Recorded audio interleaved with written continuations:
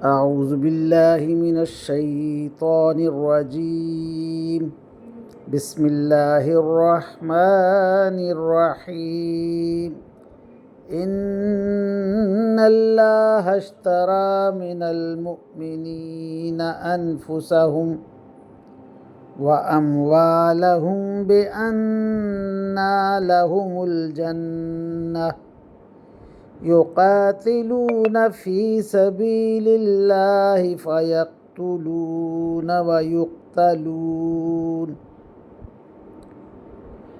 وعدا عليه حقا في التوراة والإنجيل والقرآن ومن أوفى بعهده من الله فاستبشروا ببيعكم الذي بايعتم به وذلك هو الفوز العظيم. آمنت بالله صدق الله مولانا العظيم وصدق رسوله النبي الكريم ونحن على ذلك من الشاهدين والشاكرين والحمد لله رب العالمین. ابھی آپ کے سامنے سورہ توبہ کی آیت نمبر 111 کی تلاوت کی گئی. انشاءاللہ کچھ ہی دیر بعد عزت مآب راؤ شاہنواز صاحب اس آیت کا ترجمہ، تشریح اور تفسیر بیان فرمائیں گے. اللہ تعالیٰ سے دعا ہے کہ ہمارا پڑھنا، آپ لوگوں کا سننا اللہ تعالیٰ قبول و منظور فرمائے اور اس پر عمل کی توفیق عطا فرمائے. آمین یا رب العالمین.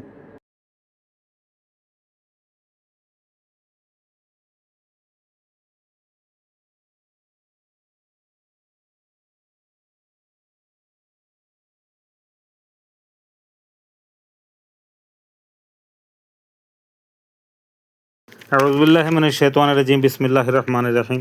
ملتان سے شاہنواز تمام دوستوں کو السلام علیکم ورحمۃ اللہ وبرکاتہ. دوستان گرامی، آپ کے سامنے سورہ توبہ کی آیت نمبر 111 کی تلاوت کی گئی.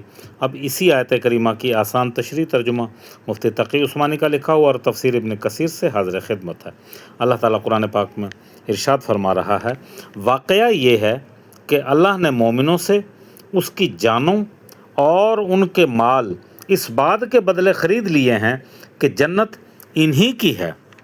وہ اللہ کے راستے میں جنگ کرتے ہیں جس کے نتیجے میں مارتے بھی ہیں اور مرتے بھی ہیں. یہ ایک سچا وعدہ ہے جس کی ذمہ داری اللہ نے تورات اور انجیل میں بھی لی ہے اور قرآن میں بھی. اور کون ہے جو اللہ سے زیادہ اپنے وعدے کو پورے کرنے والا ہو؟ لہٰذا اپنے اس سودے پر خوشی مناؤ جو تم نے اللہ سے کر لیا ہے، اور یہی بڑی زبردست کامیابی ہے. اللہ اکبر. اب اس آیت کریمہ کی آسان تشریح. قرآن کریم نے بہت سے مواقع پر اللہ کی قائم کی ہوئی حدود اور ان کی حفاظت کا ذکر فرمایا ہے. یہ بڑے معنی خیز اصطلاح ہے اور اس کا پس منظر یہ ہے کہ اللہ تعالیٰ نے جتنے احکام دیے ہیں اور کچھ حدود کے پابند ہیں اور ان حدود میں رہ کر اس کو انجام دیا جاتا ہے، وہ درست اور نیک کام ہے. اور اگر حدود سے نکل جائیں تو وہی کام ناپسندیدہ اور بعض اوقات گناہ میں تبدیل ہو جاتے ہیں. مثلا اللہ تعالیٰ کی عبادت بہت ثواب کا کام ہے، لیکن اگر کوئی شخص عبادت میں اتنا منہمک ہو جائے کہ اللہ تعالیٰ نے بندوں کے جو حقوق رکھے ہیں ان کو پامال کرنے لگے تو وہ عبادت بھی ناجائز ہو جاتی ہے. تہجد کی نماز بڑی عظیم فضیلت کی چیز ہے، لیکن اگر کوئی شخص یہ نماز اس طرح پڑھے جس سے سونے والوں کی نیند میں خلل آ جائے تو یہ ناجائز ہے. والدین کی خدمت سے بڑھ کر کوئی نفلی عبادت نہیں، لیکن اگر کوئی شخص اس کی وجہ سے بیوی بچوں کے حقوق کو پامال کر دے تو یہ گناہ ہوگا. غالباً یہی وجہ اس آیت کریمہ میں بہت سی نیکیوں کو بیان کرنے کے بعد آخر میں حدود کی حفاظت کا ذکر فرمایا گیا ہے.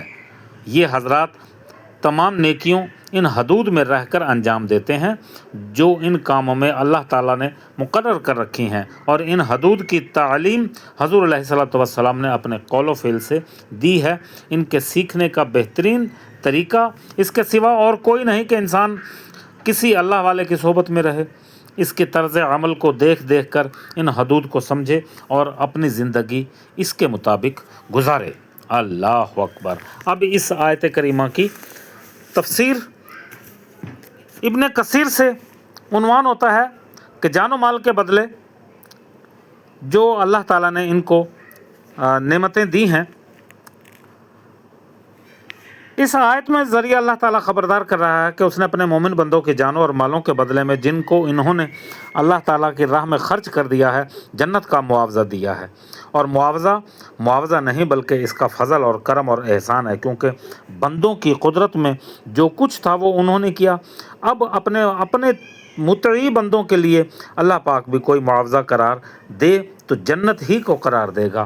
اسی لیے حسن بصری اور قتادہ رحمۃ اللہ علیہ نے کہا ہے کہ جب اللہ نے ان سے بیع شرح کیا تو ان کی خدمت کی بڑی ہی زبردست قیمت دی، اور ثمر بن عطیہ نے کہا ہے کہ کوئی ایسا مسلمان نہیں جس کی گردن میں اللہ کا عہد و پیمان نہ ہو، جس پر کہ اس کی موت آئی ہو اور اس کا پابند ہوتے ہوئے اس نے جان دی ہو۔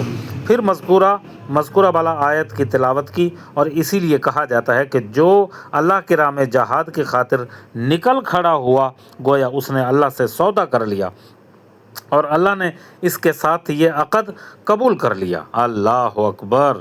محمد بن کعب اور دوسرے صحابہ کرام عبداللہ بن روحہ نے لیلۃ العقبہ میں بیعت کے وقت کہا کہ یا رسول اللہ صلی اللہ علیہ وسلم، آپ اللہ کے لیے اور خود اپنے لیے بھی جو شرط چاہیں ہم سے منوا سکتے ہیں۔ تو حضور علیہ الصلوۃ والسلام نے فرمایا، اللہ سے متعلق تو میں تم پر یہ شرط قرار دیتا ہوں کہ اس کے سچے بندے بنے رہو۔ اللہ اکبر۔ اس کی عبادت کرو، کسی کے ساتھ شریک نہ ٹھہراؤ، اور اس سے متعلق تم پر یہ شرط قرار دیتا ہوں کہ جن باتوں کو تم اپنے جانوں اور مالوں سے بچاتے ہو میرے لیے اس طرح خیر خواہ بنے رہو۔ اللہ اکبر۔